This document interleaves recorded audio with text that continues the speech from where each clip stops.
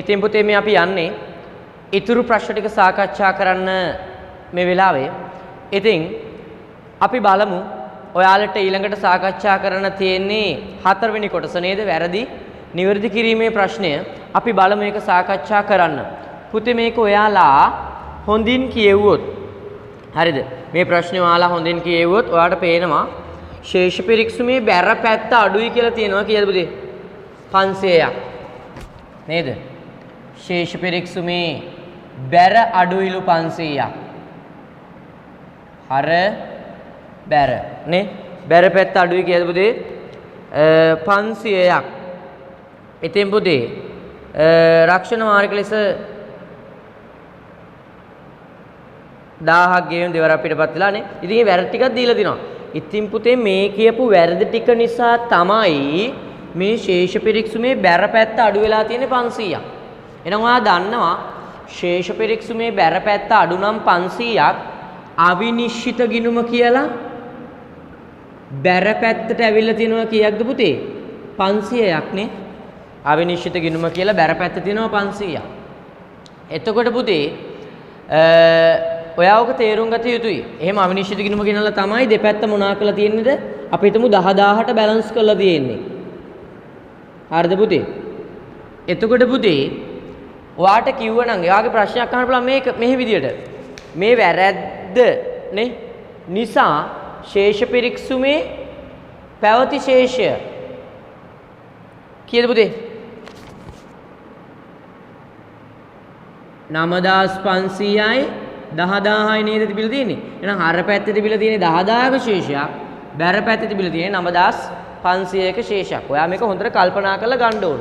ඇයි පුතේ? අවිනිශ්චිත ගිණුමක් කියන්නේ මොකක්ද කියලා හොඳට මතක තියාගන්න. මොකක්ද පුතේ?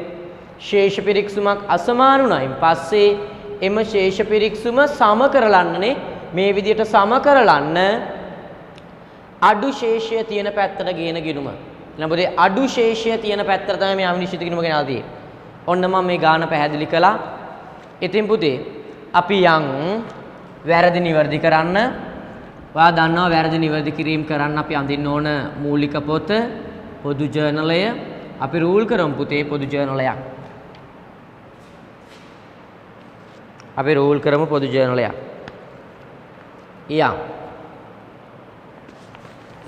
පොදු ජර්නලය රූල් කරන්න.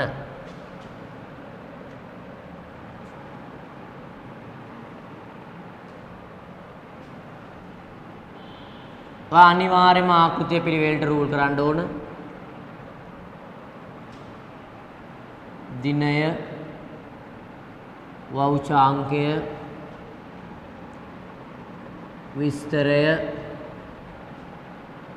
විස්තරයට ලොකුවට ගන්න ඕන නේද පුතේ? හර බැර ලෙජර් පිට හර බැර පොදු ජර්නලය. හරිද පුතේ? බලමු මේ වැරද්ද මොකක්ද? පළවෙනියටම තියෙන්නේ ඉහත වැරදි නිවැරදි කරන්න කියනවා. මෙන්න රක්ෂණ වාරික ලෙස ගෙවූ 1000ක් දෙවරක් පිටපත් වෙලා. පුතේ ඔයා දන්නවා රක්ෂණ ගෙවුවොත් ඔයා මේ විදිහට ඇඳලා බලන්න. රක්ෂණ ගෙවුවොත් මොකද වෙන්නේ? රක්ෂණ ගිණුමට මොනවා වෙන්න ඕනද පුතේ? හර වෙන්න ඕන, මුදල් වලට බැර වෙන්න ඕන. රුපියල් 1000 ගානේ නේද පුතේ? එතකොට මොකද වෙලා තියෙන්නේ? රුපියල් 1000 ගානේ මොනවා වෙලාද? හර වෙලා දෙසරයක්. එහෙනම් පුතේ තව 1000ක් වැටිලා නේ? එහෙනම් 1000ක් අයින් කරන්න මේ ගිණුම් දෙකෙන්ම. අපි දන්නවා මේක කපන්න ප්‍රතිවිරුද්ධ පැත්තට දාන්න ඕන ගිණුමනේ. එහෙනම් මේ 1000 අයින් කරන්න මෙතෙන්ට දැම්මම හරි. අන්න 1000 කැපිලා යනවා. මේ 1000 අයින් කරන්න මෙතෙන්ට දැම්මම හරි. කැපිලා යනවා. නේ පුතේ? එහෙනම් වැරද්ද නිවැරදි කරන්න අපි කරපු දේ ජර්නල් සටහන ලියන්න පුතේ මේ පොදු ජර්නලය ඇතුලේ. එක මොකද කළේ? මුදල් ගිණුමට හර කළා. ආවාදන පොදු ජර්නල මේ කොනින්ම ලියන්න ඕනනේ. මුදල් ගිණුම හර කළා 1000ක්. ඒ වගේම තමයි පුතේ රක්ෂණ ගිණුමට ඔයාලා බැර කළා කියලාද පුතේ? 1000ක්. ඔන්න පුතේ ඔයාලා පොදු ජර්නලයේ තිබ්බ සටහන. ඔයා දන්නවා පොදු ජර්නලයේ යම් කිසි දෙයක් ලියලා ඉවර වෙලා සංලක්ෂ්‍ය ලියන්න ඕන. සමහරට විභාගේ සංලක්ෂ්‍ය වගේ අහන්න පුළුවන්. හරිද පුතේ? මේක සංලක්ෂ්‍ය මොකක්ද පුතේ? මොකද්ද? රක්ෂණ ගෙවීම අදාළ ගිණුම් වල දෙවරක් පිටපත් වීම නේ පුතේ. කෙටි සාරාංශයක් ලියන්න. නිවැරදි කළා. සංලක්ෂය කියන්නේ පොදු ජර්නලයේ තිබ්බ දිත් සටහනට දාලා කෙටි සාරාංශය. නිවැරදි කළා. යටින් ඉරක් අඳින්න පුතේ. හරිනේ? තේරුණා නේද බබු?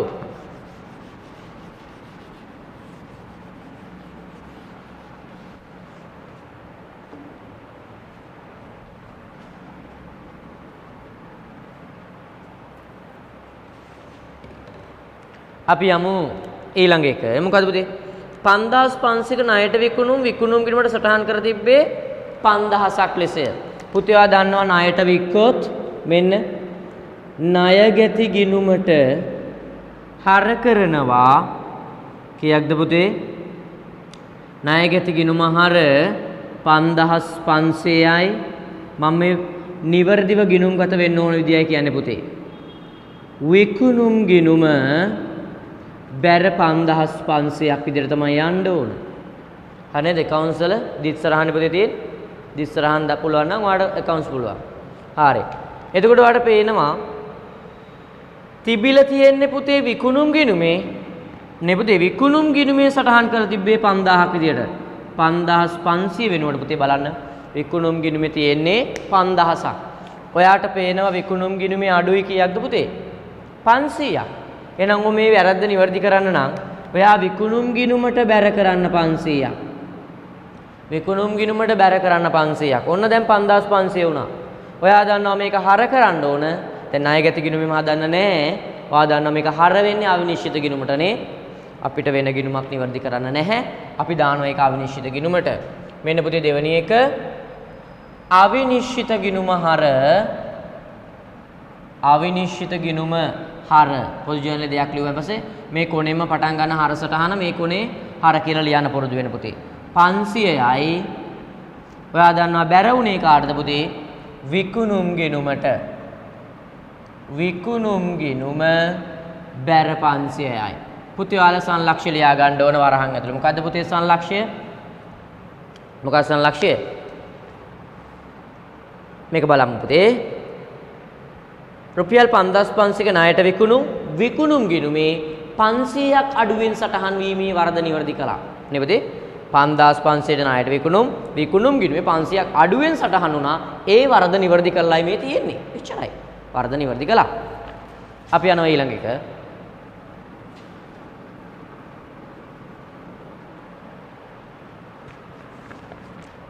තුන්වෙනි එක. මොකද්ද මේ තුන්වෙනි එකේ යන්නේ? අපි බලමු. 5000ක ගැනුම් ඉන්වොයිසිය සම්පූර්ණයෙන්ම පොත්වල මගේ හැරිලා. පුතේ ගැනුම් ඉන්වොයිසයක් සම්පූර්ණයෙන්ම පොත්වලින් මගේ හැරිලා ගිහිල්ලා. ඉතින් ඔයා දැන් කල්පනා කරන්න ඕන හොඳට ඉන්වොයිසියක් මගේ හැරුණා නම් පුතේ ඔයා දන්නවා ඉන්වොයිසිය මගේ හැරුණා නම් මොකද පුතේ? ඔයා දන්නවා මොකක්ද? සම්පූර්ණයෙන්ම ගිණුම්ගත වෙලා නැහැ. අපි හරියාකාරව මේක ගිණුම්ගත කරන්න ඕන. කොහොමද පුතේ මේක ගිණුම්ගත කරන්නේ? ඔයාගේ එළුවට එන්න ඕන ගැනුම් ඉන්වොයිසිය සම්බන්ධ වෙන්නේ මොන මූලික පොත හා සම්බන්ධවද කියලා.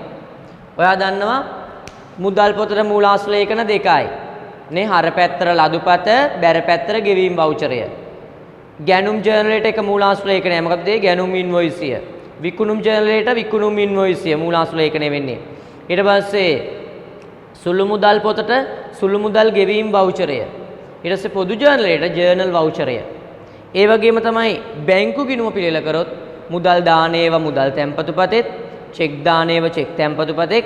හොඳට මතක තියාගන්න චෙක්පත් අගරු වුණොත් චෙක්පත් අගරු නිවේදනය නේ. අගරු චෙක්පත් දැනුම් දීමේ නිවේදනයක් නේ. සමස්ත තොරතුරු ටික බැංකු ගිණුම බලා ගන්න පුළුවන්. තවත් එකම එක ප්‍රකාශනයකින් බැංකු ප්‍රකාශනයක් නේද පුතේ? ඔයා දන්නවා බැංකු ප්‍රකාශනය කියන්නේ මාසයක් අවසානයේ නේද? බැංකුව විසින් පිළියෙල කරලා ව්‍යාපාරිකයෙකුගේ ජංගම ගිණුමේ තමයි මේ තොරතුරු ඇතුළත් වෙලා තියෙන්නේ. ඒ ජංගම ගිණුමේ තියෙන තොරතුරු ටික ඇතුළත් කරලා ව්‍යාපාරිකයට එවන ලබන ප්‍රකාශනය. ඕව මතක තියාගන්න. තුන්වෙනි එක අපි යනවා මොකද පුතේ? ගැනුම් ඉන්වොයිස් පොත් වලින් මගහැරිලා. එහෙනම් පුතේ ගැනුම් ඉන්වොයිස් සම්බන්ධ වෙන්නේ ණයට ගැනුම් හා සම්බන්ධව. එහෙනම් පුතේ මෙතන කියන්නේ ඉන්වොයිස් එක මගහැරුණා නම් ණයට ගැනුම් ගිණුම්ගත කරලා නැහැ කියන එක. අපි ගිණුම්ගත කරමු. කොහොමද ගිණුම්ගත කරන්නේ පුතේ? කොහොමද ගිණුම්ගත කරන්නේ?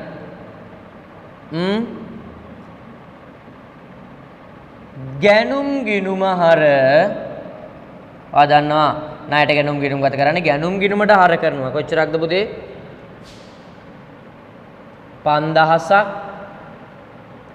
ඔයා දන්නවා බැර කරන්නේ ණය හිමි ගිණුම බැර 5000යි. ලියනවා පුතේ මොකද්ද? 5000ක ගැනුම් ඉන්වොයිස් පොත් වලින් මගහැරී යාමේ වරද නිවැරදි කළා. 5000ක නේද පුතේ? ගැනුම් ඉන්වොයිස් පොත් වලින් මගහැරී යාමේ වරද මොනා කළාද පුතේ මේ තියෙන්නේ? නිවැරදි කරලා. ඔයාලට පේනව නේද පුතේ? හරි. දැන් අපි වැරදි ටික නිවැරදි කරලා ඉවරයි. ඉතින් ඔය විදියට ඔයාලටත් එන්න පුළුවන් පුතේ. සමහරක් වෙලාවට හරිද? මේක දීලා මේ සංලක්ෂ්‍ය ලියන්න එන්න පුළුවන්. හොඳට මතක තියාගන්න. දැන් ඔයා තේරුම් ගන්න ඕනේ මේ වෙලාවේදී. ඔයා දැනගන්න ඕන ගිණුමේ දැන් ගැනුම් ගිණුම හර ණයමි ගිණුම් බැර කියලා තිබ්බොත් ඔයා දන්නවනේ මේක මේ ණයට ගැනුම් ගිණුම්ගත කරලා. එහෙනම් පුතේ ණයට ගැනුම් ගිණුම්ගත වෙලා නැති එකනේ මේ කරලා තියෙන්නේ. නේ? එහෙනම් ඔයා දැනගන්න ගැනුම් ඉන්වොයිස් පොත් වලින් මගේ හැරෙන්නේ නැති. ඒක නිසා තමයි මේ ණයට ගැනුම් අලුතෙන්ම ආයෙ ගිණුම්ගත කරලා තියෙන්නේ. දැන් මෙතනදී ඔයාලට තේරෙන්න ඕන. හරිද? විකුණුම් ගිණුමට බැර කරනවා කියන්නේ විකුණුම් ගිණුමට තව දාලානේ. ඇයි විකුණුම් බැරනේ පුතේ? ඒකට විකුණුම් ගිණුම විතරයි හදලා තියෙන්නේ. ඔයා චුට්ටක් තේරුම් ගන්න මේවා මතක තියාගෙන හරි කල්පනාවෙන් හදන්න ඕන දේවල්. හරිද පුතේ? හරි තේරුමක් ඇතුව කරන්න ඕන දේවල්. ඉතින් එහෙම වාට සංලක්ෂ්‍ය ලියන්න ඉන්න පුළුවන්. සමහර වෙලාවදී සංලක්ෂ්‍ය දීලා වාට මේ නිවර්දි කිරීමේ ජර්නල් සටහන ලියන්න ඉන්න පුළුවන්. නේ කිව්වා කියලා මතක තියාගන්න ඕන හොඳේ. දැන් කියන්නේ බලන්න ණයට ගැනුම් මගේ හැලේ නම් ඔයා මේක ලියලා තියන්න ඕන. ඉතින් මේවා සරල දේවල් පුතේ. හරිද? මහ ලොකුට හිතන්න එපා. අපි අවිනිශ්චිත ගිණුමත් අදලා ඉවර කරමු. මම මෙතනින් අඳින්නම් අවිනිශ්චිත ගිණුම. පුතේ අවිනිශ්චිත ගිණුම කියලා ලියන්න ටී ගිණුමක් ගහන්න එපා. සම්පූර්ණ ආකෘතිය ගහන්න. හැම වෙලේම ගිණුමක් රූල් කරනකොට සම්පූර්ණ ආකෘතිය රූල් කරන්න. බැර පැත්ත අඩුයි 500ක්. එහෙනම් අපි ඉස්සෙල්ලත් වෙන්නවා ශේෂ පිරික්සුමේ වෙනස කියලා අපි ලියන්න ඕන. බැර පැත්තේනේ අවිනිශ්චිත ගිණුමේ ශේෂය ආවේ බැර පැත්තට. ශේෂ පිරික්සුමේ වෙනස කියලා 500ක් බැරට ලියාගෙන ඉමු. ලියලා අවිනිශ්චිත ගිණුමට ගැලපෙච්ච දේවල් මේක ඇතුළට ගලපමු. එකයි තියෙන්නේ මෙන්න අවිනිශ්චිත ගිණුමට හර කරන්නලු 500ක්. අපි හර කරමු 500ක්. මෙන්න හර කරා 500. හර පැත්තේ ලෙව්වා. එතකොට පුතේ අපි දන්නවා ගිණුම කියන්නේ ප්‍රතිවිරුද්ධ ගිණුමේ නම. එහෙනම් පුතේ බැරවුනේ විකුණුම් ගිණුමට නිසා අවිනිශ්චිත ගිණුමේ විස්තරයට ලියන්න ඕන විකුණුම් ගිණුම කියලා. හරි නේද පුතේ? ඔයාලට පේනවා දැන් දෙපැත්ත සමානයි.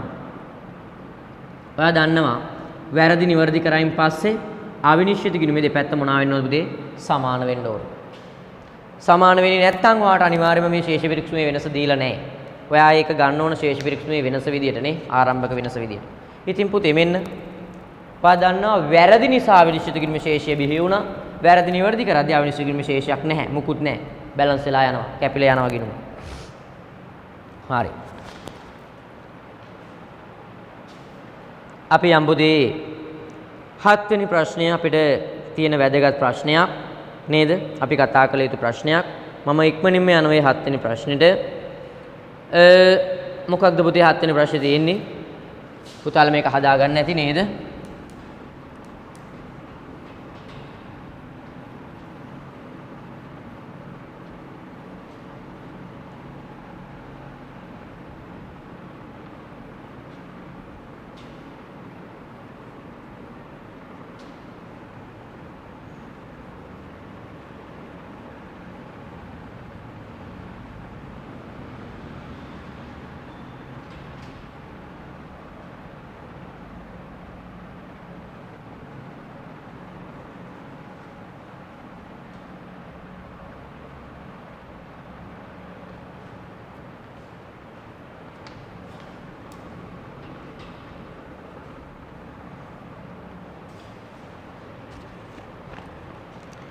පුතේ ලාභ අරමුණු කරනකත් සංවිධාන වල ප්‍රධාන අරමුණු දෙක කුමක්ද?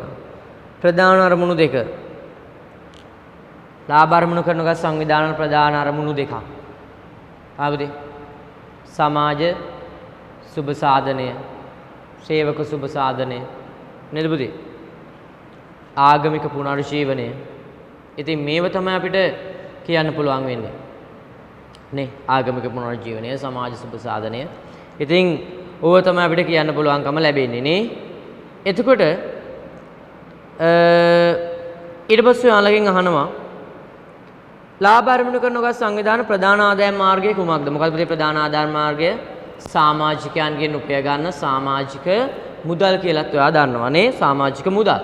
ඒක ප්‍රධාන මූල්‍ය වාර්තා දෙකක් හදනවා. මොකද පුතේ? ලැබීම් හා ගෙවීම් ගිණුමයි ආදායම් ප්‍රකාශනයයි. මේ දෙක අතර වෙනස්කම් අහයි. කොහොමද පුතේ? මේ දෙක අතර තියෙන මොනවාද වෙනස්කම්? ලැබීම් හා ගෙවීම් ගිණුම කියන්නේ මුදල් පොතට සමානයි. ආදායම් ප්‍රකාශනය කියන්නේ පුතේ මොකක්ද? ලාභ හෝ අලාභ ප්‍රකාශනයට සමානයි. අපි ඊට පස්සේ හදනවා දැන්. ඊට පස්සේ මුදල් පදනම් පාවිච්චි කරනවා ලැබීම් හා ගෙවීම් ගිණුමේ. උපචිත පදනම් පාවිච්චි කරනවා ආදායම් ප්‍රකාශනයේ. ඊට පස්සේ මුදල් පොතේනේ නැත්නම් ලැබීම් හා ගෙවීම් ගිණුමේ තියෙන සියලු මුදල් ලැබීම් සහ සියලු මුදල් ගෙවීම්. ආදායම් ප්‍රකාශනයේ තියෙන සියලුම ආදායම් සහ වියදම්. ඉතින් මුදල් පොතේ නැත්නම් ලැබීම් හා ගෙවීම් ගිණුමේ අවසාන ශේෂය මුදල් ශේෂය. ආදායම් ප්‍රකාශනයේ අවසාන ශේෂය මොකද පුතේ? අතිරික්තය හෝ ඌනතාවය කියලා ඔයාලා දන්නවා. වෙනස්කම් ඇහුවොත් ඔය විදිහට ලස්සනට ලියන්න ඕන. මෙන්න පුතේ ගාන ලැබීම් හා ගෙවීම් ගිණුම දීලා තියෙනවා. ඔයාලගෙන් ඉල්ලන්නේ ආදායම් ප්‍රකාශනය. මෙන්න මම ආදායම් ප්‍රකාශනයක් ගහනවා. ආදායම් ප්‍රකාශනය. හරි නේද පුතේ? ලියන්න සුපර් හීරෝ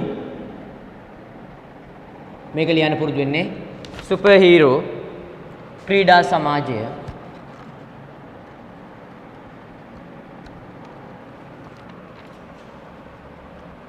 දෙදස් 31 අවසන් වර්ෂයේ ආදායම් ප්‍රකාශනය. එහෙනම් බුදු මේ ආදායම් ප්‍රකාශනයේ තියෙන ආදායම් වියදම් පදන්න ආදායම් සහ වියදම් ගලපලා අතිරික්තය හෝ ඌනතාවය සොයා ගැනීමක් තමයි මෙතනින් කරන්නේ කියලා නේද පුතේ? හරි. අපි බලමු.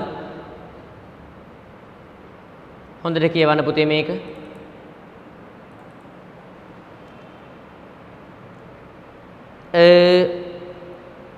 සමාජික සංඛ්‍යාව 50යි වාර්ෂික සමාජික ගාස්තුව කීයද පුතේ? 100යි කියලා තියෙනවා. නේද?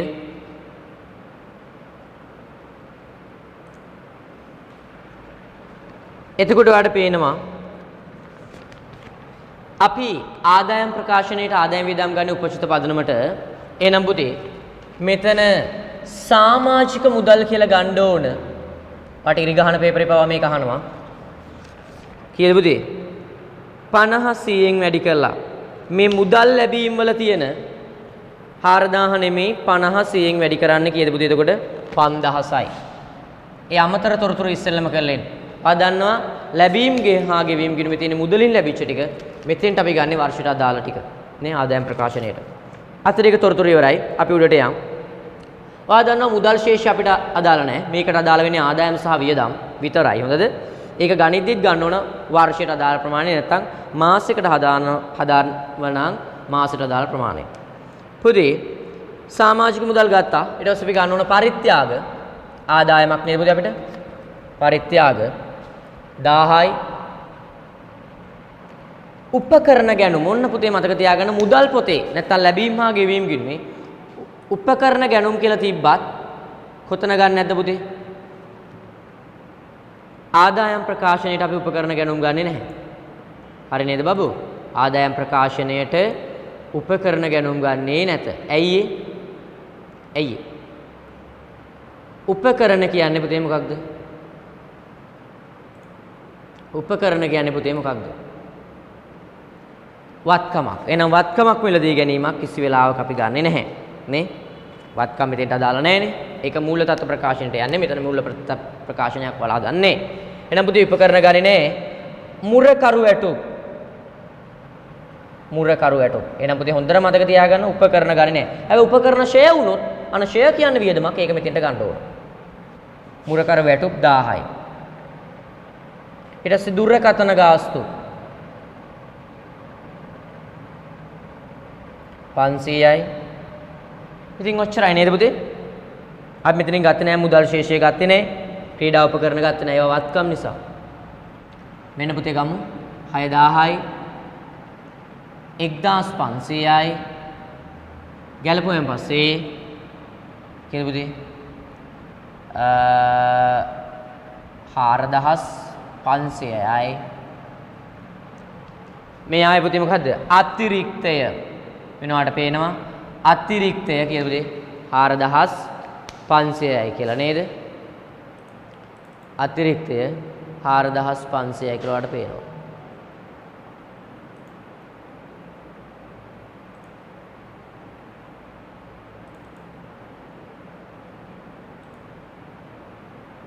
අතිරික්තය කීයද පුතේ 4500යි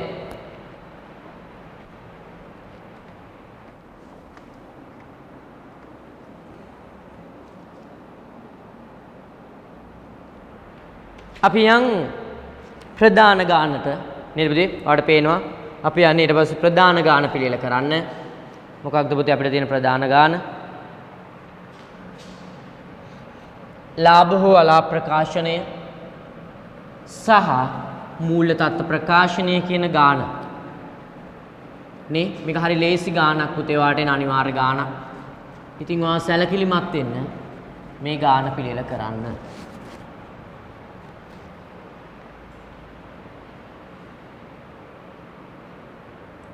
හරි අපි යම් පුතේ ඔයාට දීලා තියෙනවා ශේෂ පිරික්සුමක් ශේෂ පිරික්සුමෙන් පස්සේ ඔයාට කියනවා පුතේ මොකක්ද හදන්න මොනවාද ලාභ හෝ අලාභ ප්‍රකාශනයයි මූල්‍ය තත්ත්ව ප්‍රකාශනයයි නේද අපි බලමු මේක පිළියෙල කරන්න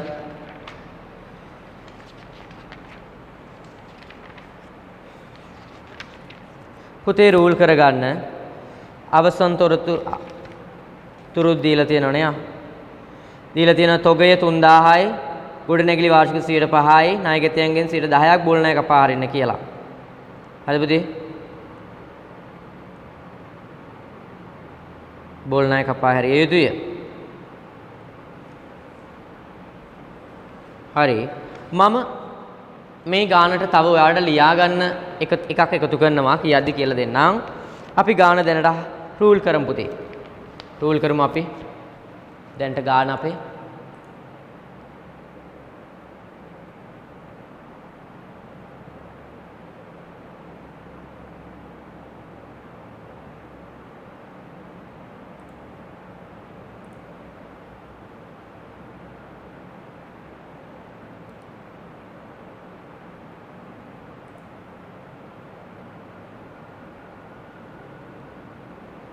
අපි රූල් කරමු මේක.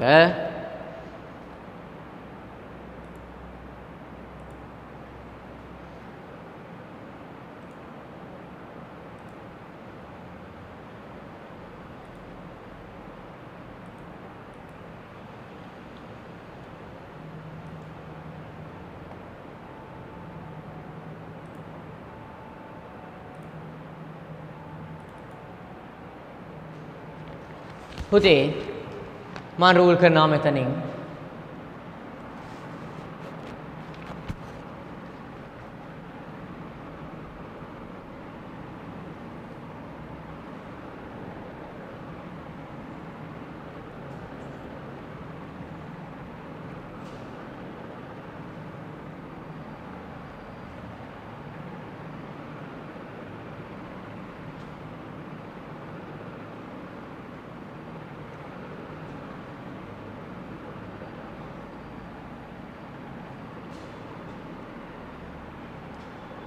පුතේ අපි මේක නම් කරගමු. විහඟ රන්සර ව්‍යාපාරය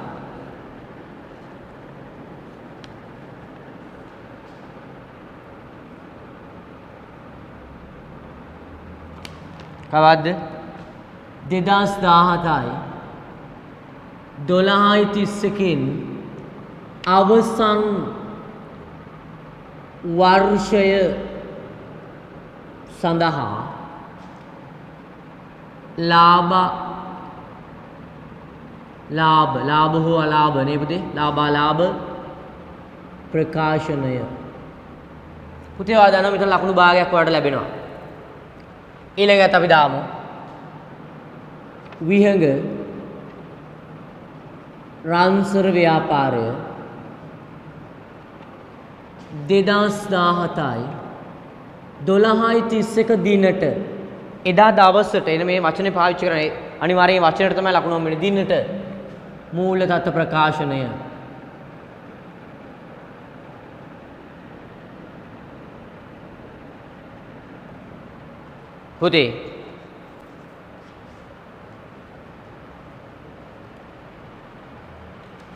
පුතේ මේක නම් කරමු අපි දන්නවා ඉස්සෙල්ලම හොයන්නේ දලලාභය මේ පුතේ දලලාභය හොයන්නේ විකුණුම් වලින් විකුණුම් පිරිවැය අඩු කරන්න ඕන විකුණුම් ඍණ විකුණුම් මොකක්ද පුතේ පිරිවැය පුතාලා දන්නවා ලාභ වලා ප්‍රකාශනයක් හදන්නේ මොකටද පුතේ මේ ලාභ වලා ප්‍රකාශනයේ පිළියෙල කරන්නේ ව්‍යාපාරයක ලාභය හෝ අලාභය නැත්තම් හොඳට මතක තියාගන්න මෙහෙයුම් ප්‍රතිඵල විභාගය අහන්න පුළුවන් මෙහෙයුම් ප්‍රතිඵලය ගන්නය කරන්න මේක හදන්නේ මූල්‍ය තත්ත්ව ප්‍රකාශනයේ මූල්‍ය තත්ත්වය පෙන්වුම් කරන්න මේක විභාගය 6යි එතකොට මෙහෙයුම් ප්‍රතිඵලය හොයන්නේ පියවර දෙකකින් ඉස්සෙල්ලා දරලාභය ඒක හොයන්නේ විකුණුම් වලින් විකුණුම් පිරිවැය අඩු කරලා ඉතින් විකුණුම් පිරිවැය මේ ශේෂ පිරික්සමේ දීලා නැති හින්දා අපි හොයා ගන්න ඕන පුතාලා දන්නවා කොහොමද හොයන්නේ ආරම්භක තොගයට එකතු කරනවා පුතේ මොනවාද ගැනුම් අඩු කරනවා අවසන් තොගය අන්න විකුණුම් පිරිවැයනවා විකුණුම් වලින් විකුණුම් පිරිවැය අඩු කරලා අපි ගන්නවා ඊට පස්සේ දලලාභය ඔයා දන්නවා මේ හොයාගත්තු දලලාභයට එකතු කරනවා වෙනත් ආදායම් ව්‍යාපාරයේ පැවති වෙනත් ආදායම් පොලි නේද පුතේ කුලී ආදායම් කඩ කුලී ආදායම් නේ ඔක්කොම එකතු කරනවා ඊට අඩු කරනවා පුතේ වියදම් ඔයා දන්නවා වියදම් අඩු කරන්න ශීර්ෂ හතරක් ඇත්තේ මොනවද පුතේ බෙදා හැරීමේ වියදම් විකුණන්න දරන වියදම් ඊට පස්සේ තමයි පරිපාලන වියදම් ඊට පස්සේ ඔයා දන්නවා වෙනත් වියදම් අවසානික මූල්‍ය වියදම් ගොඩක් වෙලාවට ඔයාලා විභාගේ වෙනත් වියදම් එන්නේ නැහැ මේ දෙක එකතු කරලා ලියන්නත් පුළුවන් මූල්‍ය වියදම් ඊට පස්සේ පුතේ අපි යනවා මූල්‍ය තත්ත්ව ප්‍රකාශනයට ජංගම නොවන වත්කම් මං කෙටි කරලා පුතේ ඊට මදි නිසා පදන්න ජංගම වත්කම් තීරු 3යි පිරිවැය සමුච්චිතශය පිරිවැයෙන් සමුච්චිතශය අඩු කරලා පුතේ ධාරණාගය ගන්න පුළුවන් නැත්නම් සුද්ධාගය කියලා කියනවා මේකට පුතාලා ඔයාලත් රූල් කරන්න ඉක්මනින්ම රූල් කරන්න ඉතින්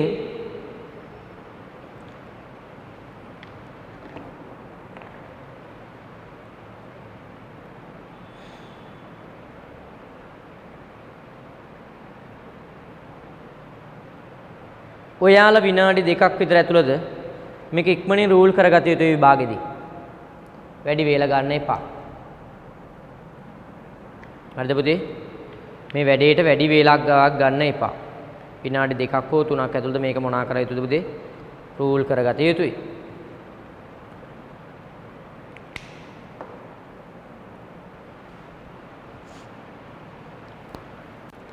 අපි යන්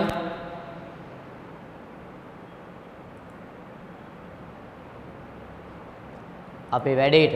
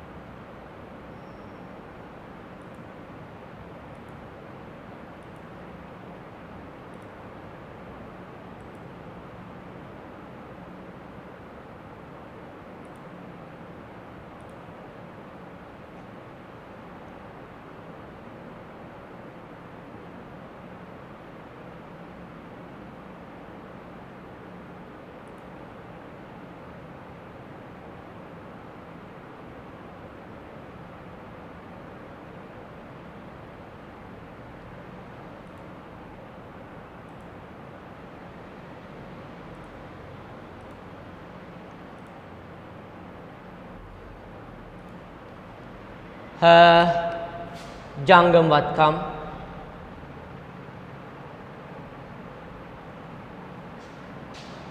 හිමිකම් හා වගකීම් කියලා යන පුතේ ඊට පස්සේ නේද හිමිකම් හා වගකීම් ඊට පස්සේ ජංගම නොවන වගකීම් ජංගම වගකීම් පාදන්නා වත්කම් ටික කැලි දෙකකට බෙදනවා ජංගම නොවන වත්කම් ඒ කියන්නේ දික්වලන වත්කම් සහ ජංගම වත්කම් ඊට පස්සේ හිමිකම් ටික ලියනවා වගකීම් ටික කැලි දෙකකට බෙදනවානේ ඔයාලා දැන් රූල් කරගෙන ඇත්තේ අපි යම් පුතේ අපේ වැඩේට ඉස්සෙල්ලම අපි මේ ගානේ පටන් ගන්නේ අමතර තොරතුරු වලින් මං කෝ අලුතෙන් අමතර තොරතුරක් වාට එකතු කරනවා කියලා මම පුතේ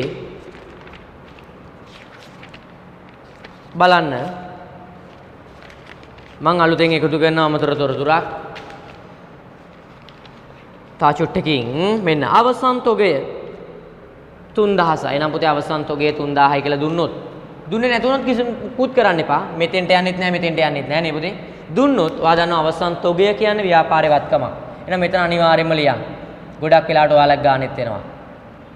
හැබැයි විකිනුත් නේ ඔක්කොම බඩ ටික විකුණුනා කිව්වොත් යන්නේ නැහැ, එන්නේ නැහැ. එහෙනම් පුතේ මෙතන අවසන් තොගය දුන්නොත් ඔය අවසන් තොගය දාන්න පුතේ මේ දෙවෙනි පේලිය ගෙනල්ලා 3000යි. ඒ වගේම මේ අවසන් තොගය ඔයාලට හැමතිස්සෙම කියනවා විකුණපු බඩුවල පිරිවැය හොයන්න අවශ්‍ය වෙනවා. ඒකත් දාන දෙවෙනි පේලිය ගෙනල්ලා 3000. හැබැයි අඩු කළ යුතුයිනේ. අඩු කළ අවසන් තොගයනේ. අපිට අවසන් තොග අඩු කරන්න වෙන නිසා අඩු කරන්න පුතේ. එහෙනම් අවසන් තොගය කියන්නේ වත්කමක් පුතේ. ඒක වත්කම් වල ලිව්වා. ඒ වත්කම අවශ්‍යයි අපිට විකුණුම් පිරිවැය හොයන්න. එතනත් ගෙනත් ලිව්වා. හරි සරලයි ලකුණක් නේ. ඊට පස්සේ ගොඩනැගිලි වාර්ෂිකව 5% ක්ෂය කරන්න. පුතේ ඔයා දන්නවා ක්ෂය වෙන්නේ ජංගම නොවන වත්කම්. අපි ජංගම නොවන වත්කම් වල වටිනාකම ලියාගමු. ඉස්සෙල්ලා ජංගම නොවන වත්කම් තීරුවේ මොනවාද පුතේ මේක තියෙන්නේ? ඉඩම් තියෙනවා. පුතාලා දන්නවා ඉඩම් සාමාන්‍යයෙන් ක්ෂය වෙන්නේ නැහැ. ඒක නිසා ඉඩම් ක්ෂය කළා නැත්තේ 50000යි. ඒ වගේම ගොඩනැගිලි දීලා තියෙනවා. කීයද පුතේ? පිරිවැය ලක්ෂයයි. හරි. දැන් කියනවා වාර්ෂිකව ක්ෂය කරන්නලු 100ට කීයද පුතේ? 5ක්. එහෙනම් ලක්ෂයට 5යි කියන්නේ කීයද පුතේ? කියන බලන්න හොඳ දරුවගේ. දැන් ඔයාලා ගාන හදාගෙන නැත්තේනේ. කීයද? 105ක්. එහෙනම් පුතේ කීයද එන්නේ? 5000. එහෙනම් වාර්ෂික ක්ෂය ප්‍රමාණය මේ අවුරුද්දට ක්ෂය වෙනවා 5000ක්. එහෙනම් පරිපාලන වියදම් වලට දානවා ගොඩනැගිලි ක්ෂය කියලා 5000ක්. මෙන්න අපි ලියුවා ගොඩනැගිලි ක්ෂය කියලා කියද්දි පුතේ 5000ක්. ඊට පස්සේ ඔයා ගන්න ඕනේ මෙතෙන්ට සමුච්චිත ක්ෂය ටික. ඉඩම් වල සමුච්චිත ක්ෂයක් නැහැ. ඒ කියන්නේ පුතේ මුළු ක්ෂය. මුළු ක්ෂය හැදෙන්නේ මේ අවුරුද්ද ක්ෂය ටිකයි පහුගිය අවුරුද්ද ක්ෂය තියෙනවා නම් ඒකත් එකතු වෙලා. පුතේ පහුගිය අවුරුද්ද ක්ෂය තියෙනවා නම් ඒක තියෙනවා ක්ෂය වෙන් කිරීම යටතේ. ශේෂ පරීක්ෂුමේ බැරට මේ තියෙන්නේ 2017යි 1 දිනට මේ අවුරුද්ද පටන් ගන්නකොට 20000ක ක්ෂය තියෙනවා මේ ගොඩනැගිලි වල. එහෙනම් මේ අවුරුද්දේ අපි තව ක්ෂය කළා 5000ක්. මේ අවුරුද්දේ අදාළ ප්‍රමාණය මෙතෙන්ට වැටෙනවද? පහුගිය අවුරුද්ද වල එකතු කරලා මෙතෙන්ට දාන්න එපා. මේ අවුරුද්ද ප්‍රමාණය. ඇයි මේ අවුරුද්දේ ලාභය ගණනය කරන්න අවශ්‍ය? මේ අවුරුද්දේ ආදායම් සහ වියදම්. අවුරුද්දට අදාළ ප්‍රමාණය ගත්තා. හරි. අපි ලියමු පුතේ මෙතන මේ 5000යි මේ 20000යි එකතු වුණාන් පස්සේ 20 කීයද පුතේ? 5000යි. පුතේ හැමතිස්සෙම ශේෂ පරීක්ෂමේ දෙයක් ගන්නේ ටික් දාගන්න. ඒකට මගේ හැරෙන්නේ නැහැ. හරි නේද? දැන් එතකොට ඔයා ඉඩම් ගත්තා, ගොඩනැගිලි ගත්තා නේද පුතේ? දැන් ෂේවින් කිරීම ගත්තා. ඉතින් ඒවට ටික් දාගන්න. හරි සරලයි මේවා. හරි. අපි යන් ඊට පස්සේ ෂෙයාත් කරලා ඉවරයි. බලන්න. එහෙනම් වාර්ෂික ෂෙයා මෙතන ඉස්සෙල්ලා ලියා ගන්න පුතේ. ෂෙයා කරන්න තියෙන වත්කම් ටික ලියා ගන්න හරි දාලා.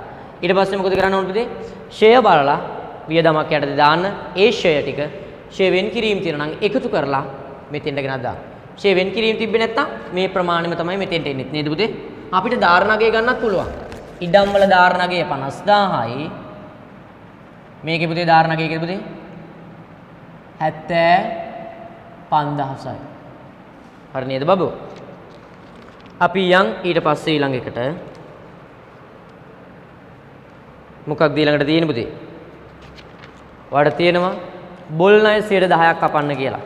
පුතේ ඔයාලගේ ගානේ බොල් ණය 100 ප්‍රමාණයක් විතර දෙන්නත් පුළුවන් නැත්නම් නිකම්ම දෙන්න පුළුවන් බොල් ණය රුපියල් 2000ක් කපන්න කියලා. දැන් ඉතින් බොල් ණය කපන්නේ ණය ගැතියන්ගෙන්. ණය ගැතියෝ ටික ලියා ගන්න පුතේ ශේෂ පිරික්සුමින් අරගෙන. ණය ගැතියෝ කීයක් ඉන්නවද පුතේ ශේෂ පිරික්සුමේ? ඔයාලට පේනවා ණය ගැතියෝ කීයක් ඉන්නවයි? 10000ක් ඉන්නවා. එහෙනම් 10000 ගන්න. 10000න් ගන්න පුතේ 10%ක් බොල් වෙනවලු. එහෙනම් පුතේ 10000න් 10%ක් කියන්නේ කීයද? 1000ක් නේ. එහෙනම් ඔයාලට ගානේ දෙන්න පුළුවන් මෙහෙමත්. ණය ගැතියන්ගෙන් රුපියල් 1000ක් බොල් ණය කපන්න. එහෙනම් පුතේ ණය ගැතියෝ 10000ක් ඉන්නවා. අපි කපනවා අයින් කරනවා බොල් ණය විදියට 1000ක්. එහෙනම් ඇත්තටම ණය ගැතියෝ ඉන්නේ දැන් කීයද පුතේ? අවුරුද්ද අවසානකට 9000යි. ඔන්න 9000 ඉන්නේ. ඇයි 10000න් 1000ක් බොල් ණය අයින් කරා. ඉතිරි ණය ගැති ප්‍රමාණය ජංගම වත්කම් වලට ලිව්වා අපේ වත්කමක් විදිහට පෙන්වන්නේ නියම ණය ගැති ප්‍රමාණය. ඊට පස්සේ පුතේ ඔය කපපු බොල් ණය 1000 අපේ වියදමක්. වියදම් වල ගෙනල්ලා දාන්න. හැබැයි වියදම් වල ගෙනල්ලා දාද්දී ඔයා බලන්න පුතේ මීට පෙර බොල් ණය කපලද කියලා. එහෙම කපල නම් ශේෂ පිරික්සුමේ තියෙනවා. මුකුත් කපල නැහැ පුතේ. එහෙනම් බොල් ණය කියන්නේ බෙදා හැරීමේ වියදමක්, විකුණන්න දරන වියදමක්. එහෙනම් බොල් ණය ටික දාන්න පුතේ 1000. වැරදිලා හරි ශේෂ පිරික්සුමේ 500ක් තිබ්බනම් පුතේ ඒ 500යි මේ 1000යි එකතු කරලායි මෙතන දාන්නේ. මීට ඉස්සෙල්ලා ණය ගැතියන්ගෙන් කපපු ප්‍රමාණයන්. එතකොට ඒක ණය ගැතියන්ගෙන් අඩු කරන්න ඕනේ නැහැ. ඇයි? ණය ගැති ගිණුම බැර කළා තමයි බොල් ණය ගිණුමට හර වෙලා තියෙන්නේ. කපලා. ණය ගැතියන්ගෙන් ඒක අඩු කරන්න ඕනේ නැහැ. හැබැයි ඒක මේ අවුරුද්ද වියදම විදිහට ගන්න. මුළු වියදම් ටික ගනිද්දී මේ අවුරුද්දට දාලා නේද පුතේ? ඒ මුලින් කපපු බොල් ණය ටිකත් ගන්න ඕනේ. එතකොට මුළු බොල් ණය 1500 කියලා දානවා. මේ ගානේ එහෙම දෙයක් ඇත්තේ නැහැ. ඔන්න බොල් ණයත් කැපුවා. මම තව එකක් මෙතන කියලා දෙන්නම් පුතේ. උපචිත වියදම් මන් දානවා පුතේ 200යි. උපචිත රක්ෂණ 200යි කියලා ලියා ගන්න පුතේ මේකේ. හරිද? හිතින් හරි හිතා ගන්න. උපචිත රක්ෂණ කියද පුතේ? මම කියනවා කියද පුතේ 200යි. එහෙනම් පුතේ උපචිත රක්ෂණ කියලා තිබ්බොත් පුතේ උපචිතයි ගෙවිය යුතුයි කියන්නේ අපේ ජංගම මොකද පුතේ? වගකීමක්. එහෙනම් ජංගම වගකීම ලියනවා උපචිත රක්ෂණ කියලා 200යි. උපචිත රක්ෂණ කියලා කියද්දි ලියුවද පුතේ 200ක් ලියුවා. හරිද? උපචිත රක්ෂණ 200යි. එතකොට ගෙවලා තියෙන ප්‍රමාණය මෙන්න තියෙනවා පුතේ 500ක්. එහෙනම් පුතේ ගෙවිය යුතු ප්‍රමාණය අපේ වගකීමක් නේ. ඒක ලියුවා. ගෙවලා තියෙන ප්‍රමාණය මෙන්න පුතේ 500යි. ශේෂ පිරික්සුමේ තියෙන ගෙව්ව ප්‍රමාණය. එහෙනම් මේ 500යි මේ 200යි එකතු කරායින් පස්සේ ඔක්කොම තියෙනවා පුතේ රක්ෂණ කීයක්ද පුතේ 700ක්. වාර්ෂික අදාළ ප්‍රමාණය කීයද පුතේ 700යිනේ පුතේ. ඇයි ගෙව්වා 500ක් තව ගෙවන්නක් තියෙනවා මේ අවුරුද්දට 200ක්. එහෙනම් මේ අවුරුද්දට මුළු රක්ෂණ වියදම 500යිනේ. එහෙනම් මුළු ප්‍රමාණය මෙතෙන්ට ගෙනත් දැම්මා එච්චරයි. එහෙනම් හැමතිස්සෙම මේක හදද්දි පුතේ ඔයා සැලකිලිමත් වෙන්න වාර්ෂිකයට අදාළ මුළු ප්‍රමාණය මෙතෙන්ට ගන්න. හරි. ඒකත් ඉවරයි. තව එකක් තියෙනවා 108 බැංකු ණය. ඒකත් අපි කතා කරලා ඉවර කරමු. ඔන්න අමතර තොරතුරු ටික ඉවර කරා. තව මෙතන තියෙනවා 108 බැංකු ණය කියන කතාවක්. පුතේ ඔයාලගේ ගාන එනවා අනිවාර්යයෙන්ම. මෙන්න මෙතන ලියනවා ජංගම ණයක් කියන මට්ටමේ 108 බැංකු ණය. බැංකු ණය කීයයිද? 20000යි. ඊට පස්සේ දැන් බලන්න 108 කියන කතාව. ඒ කියන්නේ පුතේ බැංකු ණයක් ගත්ත 20000ක 108ක පොලියක් මේ අවුරුද්දට ගෙවන්න ඕන. එහෙනම් 20000ක බැංකු ණයට මේ අවුරුද්දේ පොලිය කීයද පුතේ? 108යි. 1000 කීයද පුතේ? 600යි නේ. එහෙනම් ණය පොලිය යටතේ ලියන්න පුතේ 1600ක්. ඇයි පුතේ මේ අවුරුද්දට අදාළ ණය පොලිය 1600යි. ලක් 20000ක ණයක් ගත්ත නම් 108ක පොලියක් වාර්ෂිකව ගෙවිය යුතු නම් වාර්ෂික පොලිය කියලා පුතේ 1600යි. එහෙනම් වාර්ෂිකයට දාලා පොලිය මෙතන දාන්න.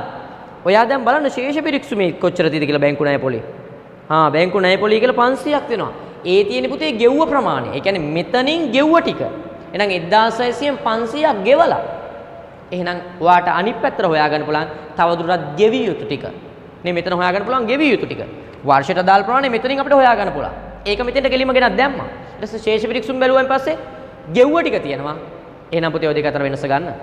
උපචිත ටික ගෙවිය යුතු ටික මෙන්න අපි ලියනවා උපචිත ණය පොලි ගෙවිය යුතු ණය පොලි කීයද පුතේ? 1100යි. 1100යි. බලන්න පුතේ. ඔයාලට ගැටලුවක් තියෙනවා නම් මාත් එක්ක සජීවී සාකච්ඡාවේදී අහන්න පුළුවන්.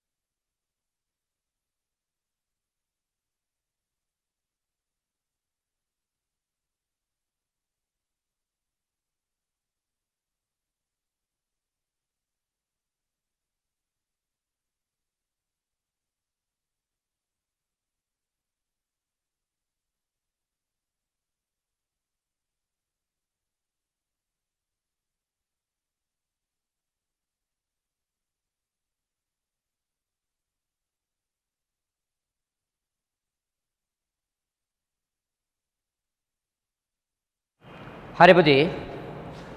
ඔයාලා ගැලපුම් ටික බලන්න නැති නේද පුතේ? අපි යන් ඊටු ටික දාගෙන යන්න. ඔයාලා ඊටු ටිකක් දාන්න නැතේද දැන්නේ? විකුණුම් ටික දාමු පුතේ මෙතෙන්ට ලක්ෂයයි.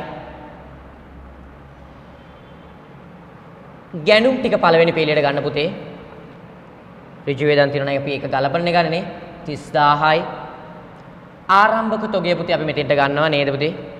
5000යි. ඉඩම් ගත්ත ගොඩනැගිලි ගත්ත සේවක වේතන පුතේ පරිපාලන වියදමක් වේතන ගම්ම පුතේ වේතන ප්‍රමාණය කියලා පුතේ 5000යි. ඊට පස්සේ ලද වට්ටම් කියන්නේ පුතේ අපිට ආදායමක් නේ. ලද වට්ටම් 4000යි දෙවනි පේලියට ගන්න පුතේ. ඊට පස්සේ දුන් වට්ටම් කියන්නේ පුතේ බෙදා හැරීමේ වියදමක්. ඔයාලට වියදම් වර්ග කරන්න ඉන්න පුළුවන් ඈ. 1000යි. බැංකු ණය ගත්තා ණය ගැතියෝ ගත්තා මෙන්න ලියන පුතේ උඩින්ම ජංගම වක්කීම් ණය හිමියෝ 12000යි. ණය පොලී ගත්ත රක්ෂණ ගස්තා ගොඩනැගිලි සේවයේ මුදල් ගමු පුතේ. ජංගම වත්කම් වදන්නවා ජංගම වත්කම් යන්නේ ද්‍රවශීලතාවය පිළිවෙලටනේ. අඩු එකේ ඉඳලා වැඩි එකට අවසන් තුක ණය ගැති ලැබිය යුතු ආදායම් බැංකු මුදල් ඒ පිළිවෙල.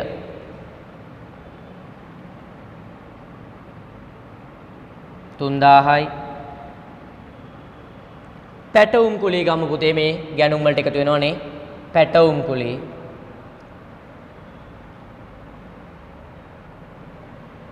1000යි. ඊට ප්‍රාග්ධනය පුතේ හිමිකම් යටතේ ගමු. ප්‍රාග්ධනය දෙවෙනි පේලිය 50යි 500යි. හරි නේද පුතේ? අපි මේ ටික ගලපමු දැන්. එකතු කරන් ඉමු අපි ඉක්මනින්ම. මෙන්න පුතේ 31000යි.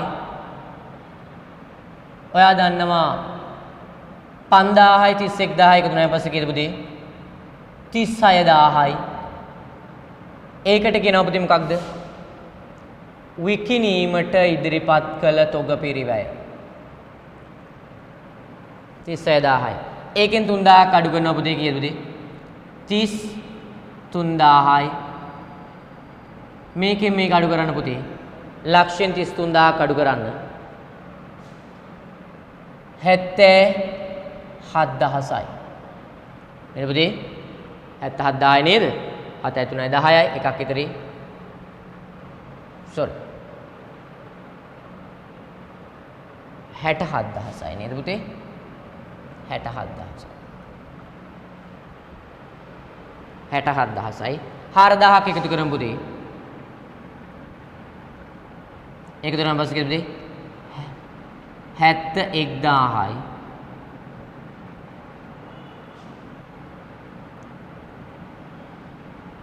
දෙදාහයි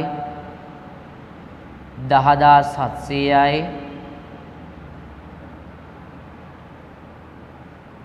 1600යි.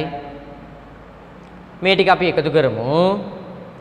කියලා පුතේ 0යි 0යි 6යි 1යි 6යි 7යි 13යි එකක් ඉතිරි නේද පුතේ? බලන්න ඔයාලා 4යි 14300ද පුතේ?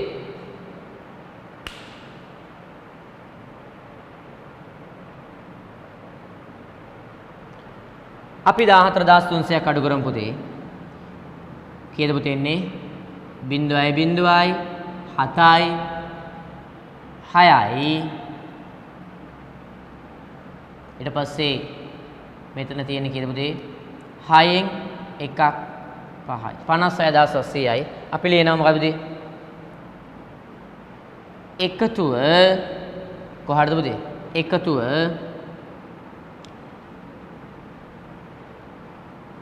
එකතුව කියන වචනෙට වඩා හොඳයි නේද පුතේ? ශුද්ධ ලාභය කියලා ලියමු. ශුද්ධ ලාභය ප්‍රාග්ධන ගිණුමට ගෙන ගියා. එකතුව නෙමෙයි නේ පුතේ. ශුද්ධ ලාභය ප්‍රාග්ධන ගිණුමට ගෙන ගියා. එකතුව කියන වචනේ ගත්තොත් වැරදි. හරි. ඊට පස්සේ පුතේ අපි මේ ටික ගලපලා ගමු. සුද්ධ ලාභයත් එකතු කරමු පුතේ ප්‍රාග්ධනයට ගෙනල්ලා.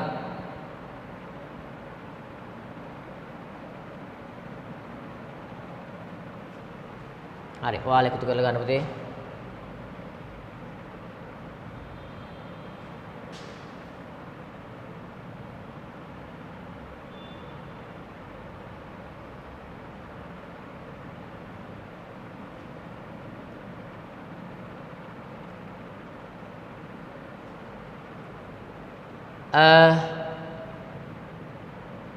एक लाख 25,000යි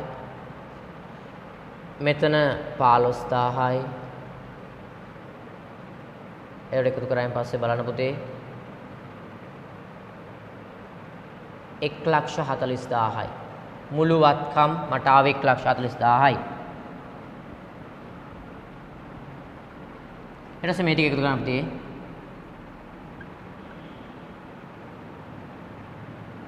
1,07,000යි 20,000යි ජංගම නොවන වත්කම් මෙතන පුතේ ගන්න එකතුව 12,000යි 13,300යි නේ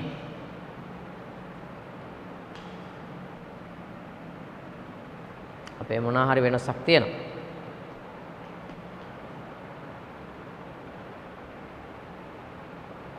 එකතු කරායින් පස්සේ එන්නේ පුතේ කීයද?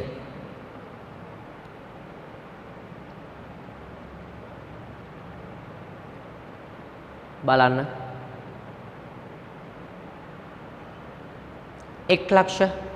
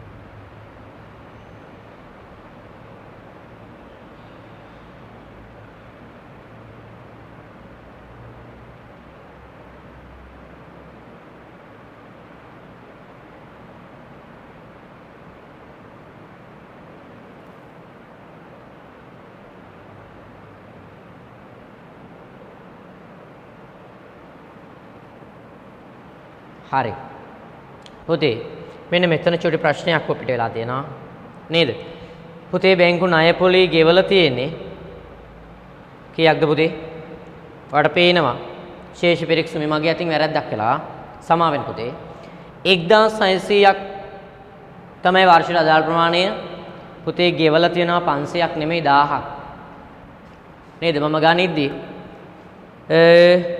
නේද මම අර උඩ තියෙන එකක් තමයි මට පැටලලා ඇවිල්ලා තියෙන්නේ නේ.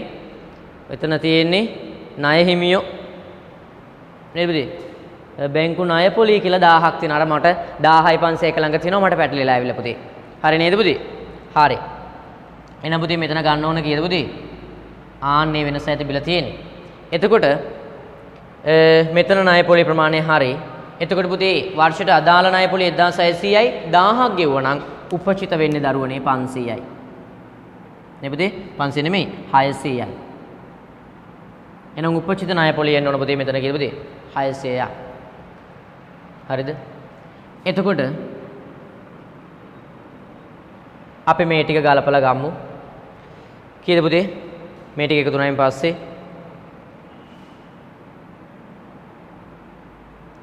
ඒ වැරද්ද හදා ගන්න පුතේ. උපචිත ණය පොලියත් එකතු වුණායින් පස්සේ එනවා කීයද පුතේ?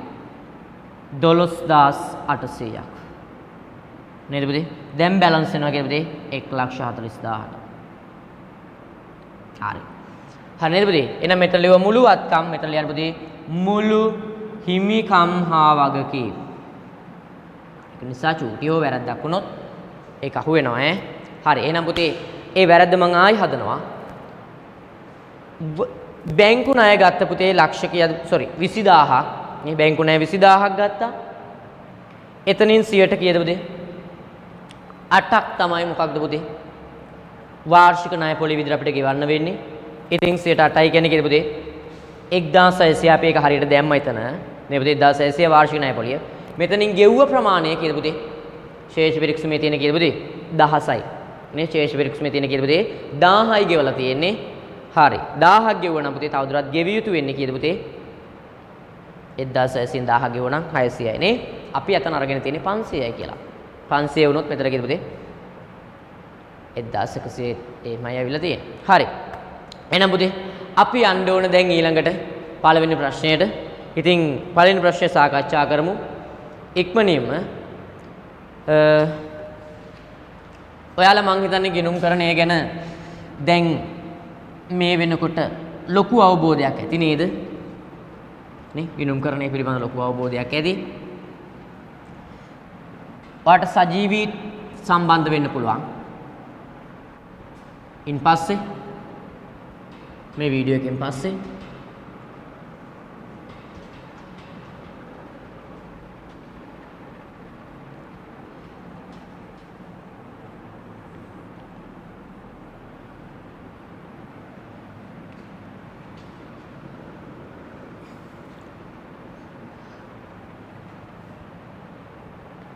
හරි.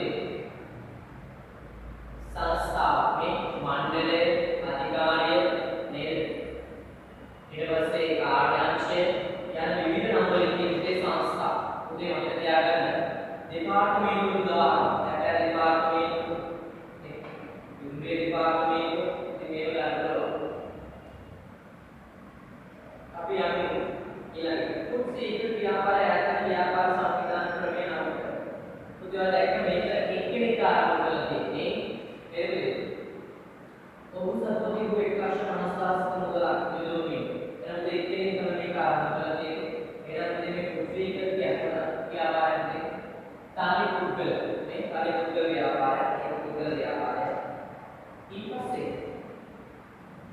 ඔයා බලන්න මේ විදියට වාස්‍ය සහ අවාස්‍ය තනි පුදුල ව්‍යාපාරයේ වාස්තු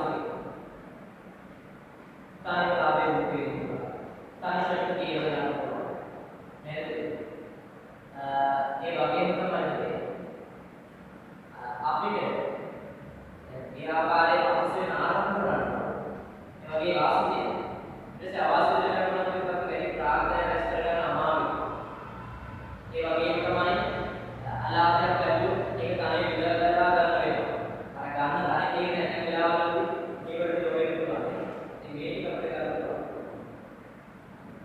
ඊට පස්සේ තියෙන අකුසීක ව්‍යාපාරයේ උනන්දුවක් දක්වන සිද්ධිය සඳහා ප්‍රාර්ථනා එක විදුත් සහිත දාගන්න කවුද ඒකේ අයිතිකාරයෝ ඉන්නවා ඊට පස්සේ අපිට පේනදී සැපයුම් කරවේ කියනවා ඒ අයිතිකාරය කවුද අමරසේ ඊපස්සේ ගෝල්ඩන් ස්පයිස් කියන කර්මාන්තය ප්‍රොපෝෂන් ඉලදී ගන්නවා ඊට සැපයුම් කර ගෝල්ඩන් ස්පයිස් කියන්නේ සැපයුම් කර ඉතින් මේ වගේ දේවල් වගේ අපුවා රජයේ ගණන් ලංකා කාර්ය සංගঠন වල නේද මේ සියල්ල දේවල් ගන්න අර ඊට පස්සේ අරගේ 10% කින් ඉන්ටර්නෙට් තීරණය කිරීම. උදාහරණ තීරණයක් කරලා කියලා නම් මොකද මේ තීරණය කරන්නේ නැහැ. සෑල්ස් උත්තරේ තමයි අදාළ වෙන්නේ. මේක තීරණයක් තියෙනවා.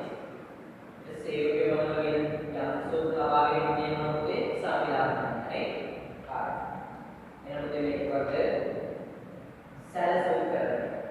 ඊට පස්සේ මේක සිද්ධියේ සඳහා टोटल का अपना वलद निष्पादित केना दोष आदि किरीम सिद्धर लगा टोटल का अपना निष्पादित दोष आदि किरीम सिद्धर लगा නැත්te සිල්ලර ලगा කියන්නේ අවසාන පරිභෝජනයේට පාරිභෝගිකයාට ගන්නයි ඉතින් මේ टोटल සම්ප්‍රසාරණ ධර්මයේ බඩු අවසාන පරිභෝජනයේ නැත්te නැවත විකිණීමේ ඔයා දන්න ප්‍රබෝධයලා කියන්නේ නැවත විකිණීමේ අරමුණින් බාධා සේවා මාර්ගයේ විකිණීම. එනකොට මේකදී සිල්ලර නාමයේ තෝ වේලා මාසත්ය. ඒකවත් කියන්නේ. මේකේ කතාව වෙන්නේ මොකද? රෝටස් අපචාරා නිමියන් ගන්න. නැවත විකිණීමේ අරමුණ. නැවත විකිණීමේ අරමුණේ බාධා කරනවා. ඒක තෝ වේලා සිල්ලර වේලා කියන්නේ පාරිභෝජනයේ පාරිභෝගිකේ ප්‍රමාණය කියන්නේ. හරි. ඔන්නෝනේ බාධා පරිවර්ෂණය प्रश्न 4ක් කියලා පාරයි. ඊටු ප්‍රශ්න 6 තමයි ඉතිරි කරන්නේ. එන්නේ වරකනේ. වෙන වගේ 2018 1යි මෙම ව්‍යාපාරයේ විවෘත කරන සමීකරණ අපි අනුසාරි කරලා පාරයි. ඉතින් මේ විවෘත කරන සමීකරණ අපි අනුසාරි කරලා දෙනවා. බලන්න ඒකයි පාදන මුල විවෘත කරන සමීකරණයේ වර්ග සමානයි හිමිකම් ධන වාගී ඉතිරිගම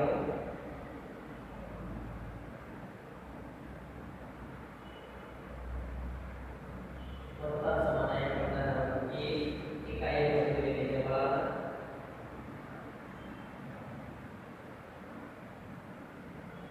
වර්ග එකයි 150,000 මුදල් දෙවිද විතරයි දෙන්නේ. එහෙනම් මේ මුදල් කියන අර්ථය වැඩි වෙනවා. 150,000 හිමිකමක් වැඩි වෙනවා 150,000. එතකොට එච්චරයි නෙමෙයි ඊට පස්සේ ජනවාරි මාස ගන්නදී දැන් ඔයගේ උයි 1.1 දෙකට විරුද්ධ සමීකරණය මේකට ආගයයි වත්තාම් කිව්ව වෙනවා. 150,000යි හිමිකම් ये 1,50,000 बाकी अभी यहाँ पे ये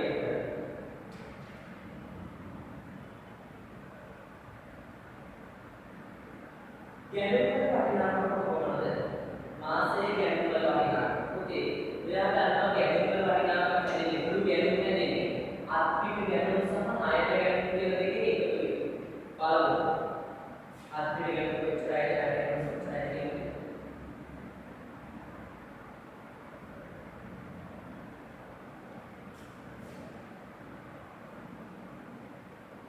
आपको उधर कैलकुलेटर समझता අත්පිට ගැනීම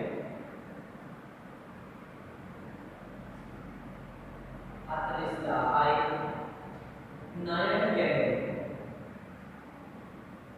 20000ක්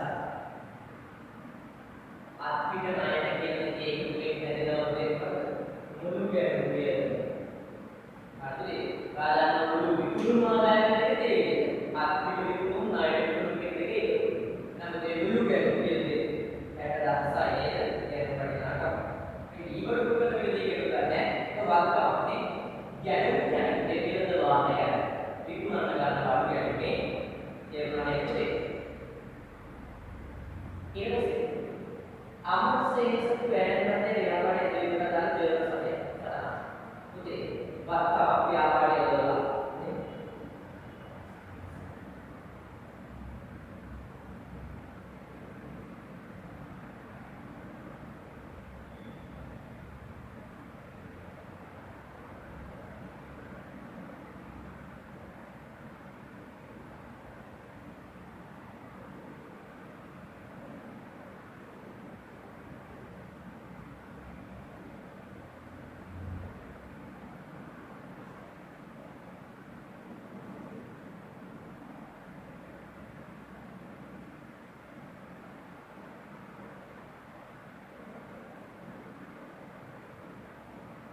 ලක්ෂ 5ක් වටිනා වැයකට දර්ජය ගන්නේ බලකෝ ප්‍රතිදිසරණ ප්‍රතිදිසරණේ දාන ජෙල් සරණ හරියට සැදලා ජෙල් සරණ කියන්නේ කුරුපේ කුජලයක් අදින්න ඒක ලස්සන ජෙල් සරණ ජෙලේ සරණ කියන්නේ කුජලේ සරණ මහා ලේජර් පිට ආර වැය විස්තරේ දිනේ बाउचाके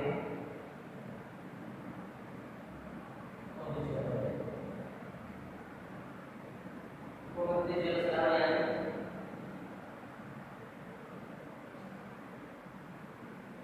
මේක ප්‍රාර්ථනාවේ රාගණීයතාවයේ එනිසා 1.21 2018 නේද හරි व्यापारයේ අපේ මෝටර රථයක් එනම් මෝටර රථ විකුණන කාර්යය මෝටර රථ විකුණන කාර්යය එන්නේ ලක්ෂ 5යි ඒ වගේම මොකක්ද ප්‍රාප්තනේ ගලිනේ යන්නේ ආවාස අධ්‍යයනයේ අයිතිව විවරණ ප්‍රාප්තන විකුණන බැහැ සංලක්ෂණය අමසේ රාශිපාත මෝටර ව්‍යාපාරයේ විශේෂ මණ්ඩල එන්නේ සංලක්ෂණය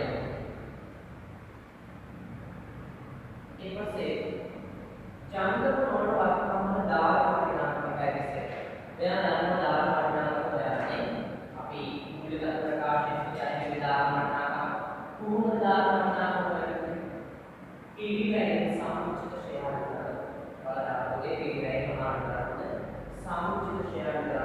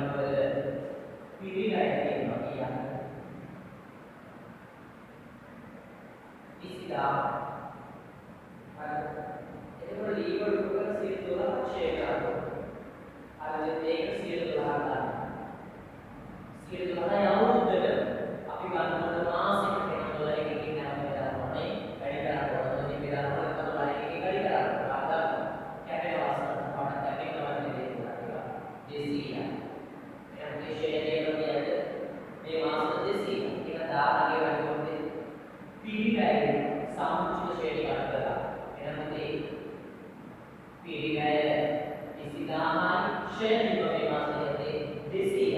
එන මේ මාසයේ අවසානයේ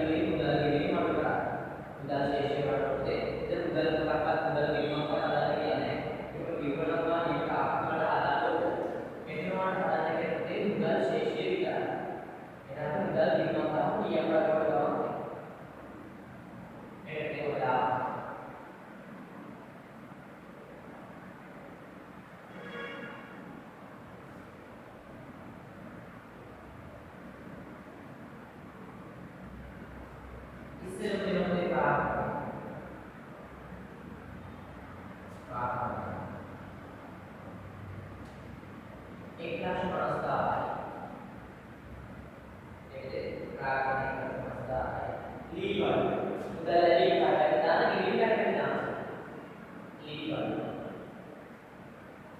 istilah aku berdekan ada istilah naik berdekan itu dibuli sudah berdekan dibuli alsai dividu dia jangan tidak selesai aku berikut ikhlas kata saya तो क्या कर रहे हैं शेयर कर रहे हैं ये juga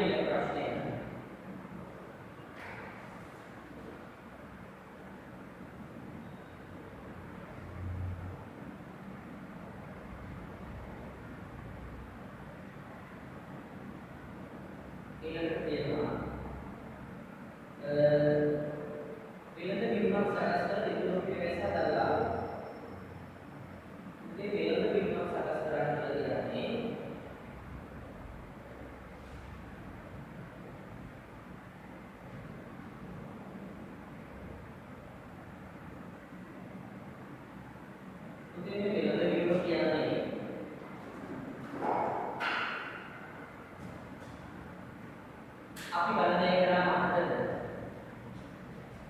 रहे हैं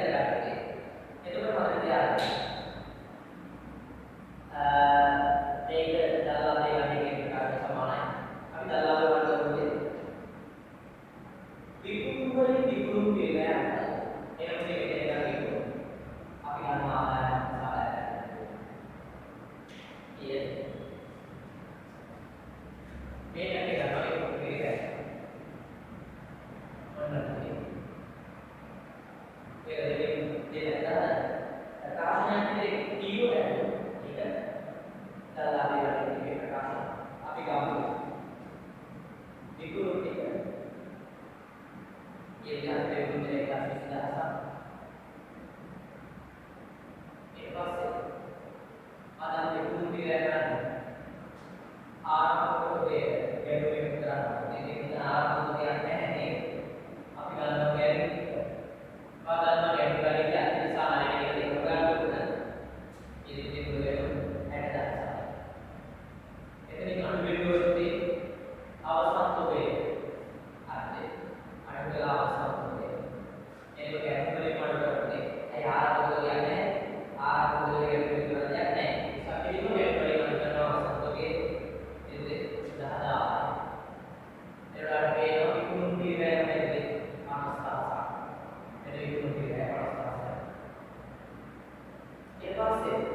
මේ ගිණුම් බැලන්ස් කරන්න ඕනේ. ගිණුම් අපි කරන්නේ බැරි වෙනද ගිණුම්. 1 ක්ලාස් 20000 දෙක ගෙනාවා. 1 ක්ලාස් 20000 දෙක ගෙනාවා. 1 ක්ලාස් 20000 5000 කරලා 70000 දෙක ගෙනාවා. මේ මොකද කරන්නේ? දාලා ada dalam tinggal ini pada biar kita ikut biasa dalam ikut pilih beda dalam ikut pilih dalam yang benar oke saya ada yang ada ikut pilih mereka pasti ini kita itu ikut pilih dia dalam cara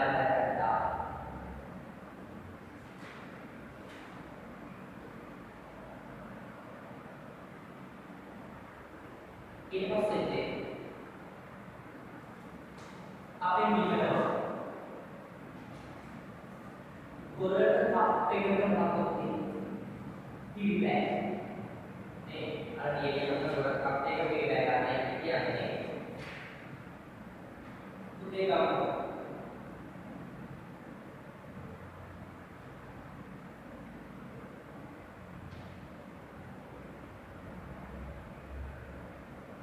reaksi dengan jalan bereaksi yang dalam jalan itu gaya dan aksi yang berbeda kecil namanya goreka dengan spaksi yang video jadi kita spaksi yang wedo sudah Azul Desriai ये वाली करके इसे वर्णन करके आता है इसका दास्तान समझने का तरीका है जो करता है सुंदर नागे एक दास्तान से है यहाँ मुझे नाम दिया गया है कि शेर के दांतों ने वो मुझे शेर है पीली का ये नाम मुझे नाम है पीली का ये सुंदर नागे बेटी को आधा जीव का आपने सोचे शेर हुए नाम